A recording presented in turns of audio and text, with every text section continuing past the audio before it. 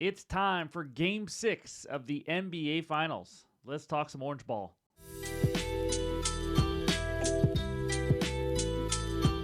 What's going on, everyone? Welcome back in to another episode for Just a Bet Outside. I am your host, Steven, and that's right, it's time for Game 6 of the NBA Finals. Can the Thunder clinch their first NBA championship?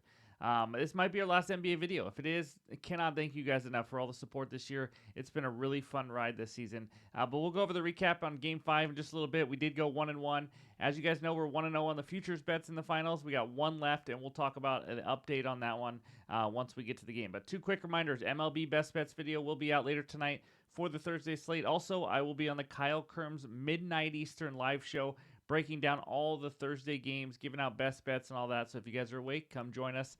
But of course, any graphics you see in this video are from an app called OUTLIER, the best betting research tool on the market today. Click that link below. You get a 7-day free trial. So let's get into it. How about two dad jokes? Just because it might be our last one. So here we go. Two artists got in a fight. It ended up in a draw. All right. I also tried to win a suntanning competition, but I only got bronze.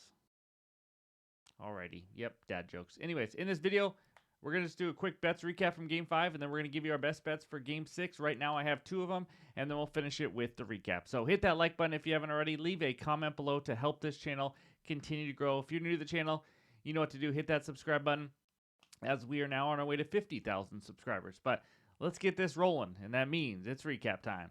All right, there it is, a 1-1 day. The Thunder first half -5.5. This has been a wagon all series if you've been tailing it, or all playoffs, really. At home for the Thunder in the first half. Easy winner there. Jalen Williams under 1.5 threes. He goes 3 for 5. I said if he just all of a sudden makes his threes for the first time this series, I'll tip my cap, and that's what we got to do. So unfortunately, 1-1. Finals record 8-4. The under tracker on all under player props this season. Playoff record, you see we are practically even, but down 0.6 units as we're up 29 on the regular season. So that's what we got for the recap. Now it's time for Game 6.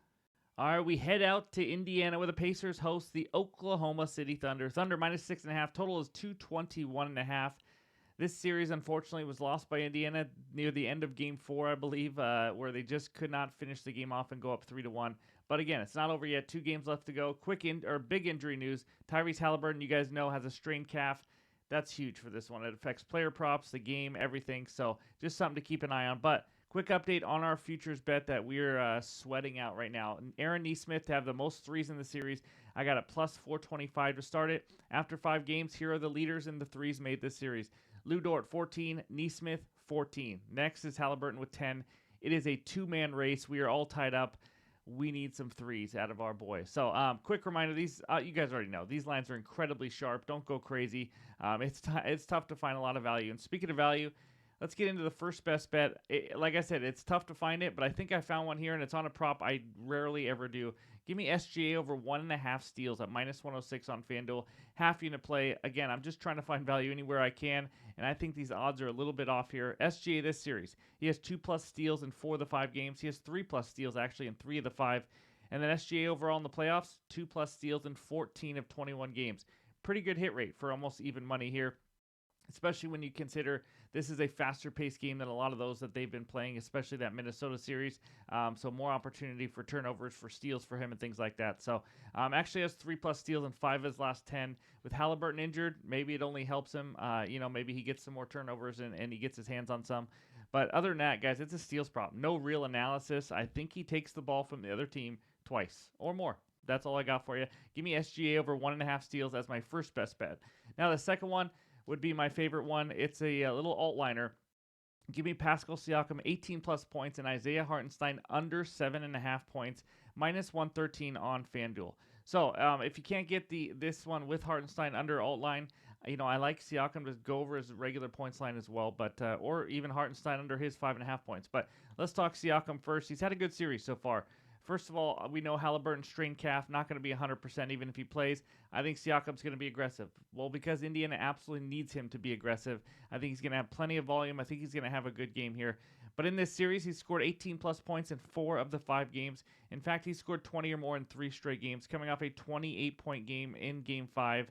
He scored 18+ points overall in 5 of 7 versus OKC this season. with the season on the line, I see his minutes maybe even going up to the mid 30s, maybe even high 30s. It's all hands on deck. There's no tomorrow if they cannot win this game.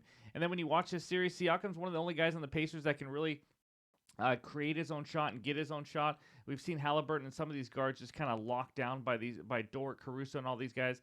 But Siakam does have the best matchup, and you've seen it play out here in the last 3 games. I think Siakam scores 18-plus points yet again. Now the second one, Hartenstein under 7.5 points. His original line is 5.5. Again, I don't mind him going under that as well. I know it's a super low line, but he's playing around 20 minutes per game this series. Now, he went over in Game 1 and then under in 4 straight. But the over in Game 1, it was a game when he started. He's no longer starting. They've gone with a different lineup, but he's under in 4 straight where he scored 3, 4, 2, and 4. Not even close. He's absolutely non-existent on offense when it comes to scoring. In fact, his field goal attempts the last 4 games, 2, 3, 3, and 2.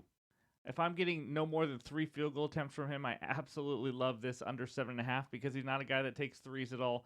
And in games this season where he's played 18 to 23 minutes, which is where he's been playing now in this series, he's under 7.5 points in 9 of 13 games. And now, obviously, we have the finals, increased defense, and the Thunder don't want Isaiah Hartenstein taking a lot of points. But he's getting his points when he does score 1 or 2 baskets on mostly offensive rebound putbacks and things like that.